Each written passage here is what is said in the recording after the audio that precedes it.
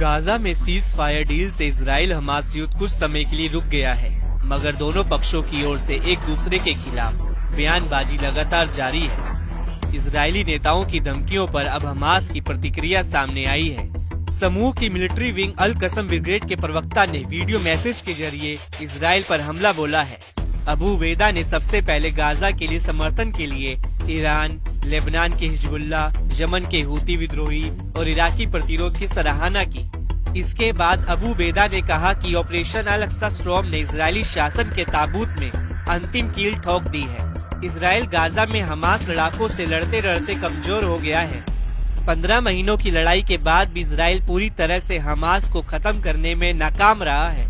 Netanyahu ने बार बार ये दोहराया है कि वह हमास को पूरी तरह से तबाह कर देंगे, मगर हमास को बुनियादी चोट पहुंचाने, उसके कई कमांडरों को मारने के बावजूद हमास पूरी तरह से खत्म नहीं हुआ है, बल्कि वह हमेशा नए अवतार में दिखा है। द हिंदू की रिपोर्ट के मुताबिक अमेरिकी विदेश मंत्री एंटनी ब्लिंकन ने कहा था कि हमास ने उतने ही लड़ाके फिर से तैयार कर लिए हैं जितने उसने इस युद्ध में खोए थे।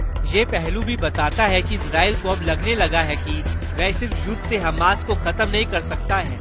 ऐसे में बंधकों को छोड़ने के लिए उसने समझौते का सहारा लिया है। बंधकों को लेकर इजराइल में भी विरोध तेज हो रहे थे।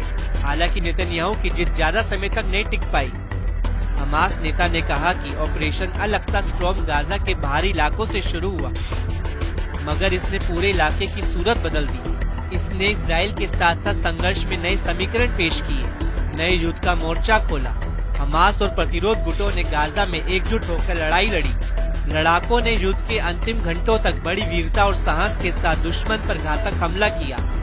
गाजा के खिलाफ इजराइल के क्रूर हमले के 15 महीनों के दौरान फिलिस्तीनियों का महान बलिदान बेकार नहीं जाएगा।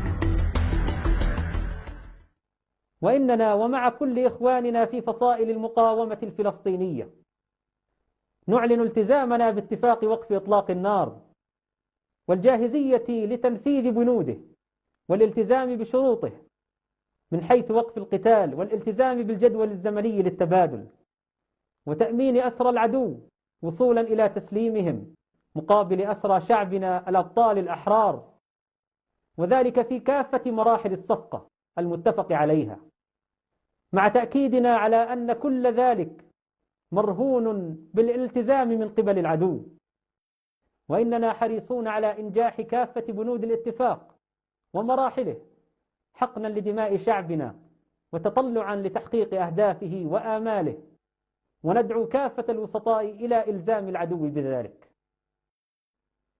إن التوصل لاتفاق لوقف العدوان الصهيوني وحرب الإبادة على شعبنا كان هدفا لنا منذ شهور طويلة، بل منذ بدء هذا العدوان، وما تم التوصل إليه من اتفاق كان ممكنا منذ أكثر من عام لو ناسب ذلك طموحات نتنياهو وحكومته الفاشية التي أصرت على استمرار الإبادة وهدفت لتهجير شعبنا وتدمير أكبر قدر मुमकिन। बता दें कि इजरायली पीएम नेतन्याहू ने पिछले 15 महीनों में इजराइल के सैन्य अभियान की सफलताएं गिनाई थी, जिसमें हमास नेता याह्या सिनेवार को मार गिराने को बड़ी उपलब्धि के तौर पर गिनाया। नेतन्याहू ने कहा कि इजराइल ने मिडिल ईस्ट की तस्वीर बदल दी है, हमास अब पूरी तरह से अकेला है। इतना ही नहीं, नेतन्याहू ने ये भी कहा था कि अगर हमास सीज फायर डील में किसी भी तरह की साजिश रचता है तो इजराइल उस पर फिर से हमला करने के लिए हमेशा तैयार रहेगा।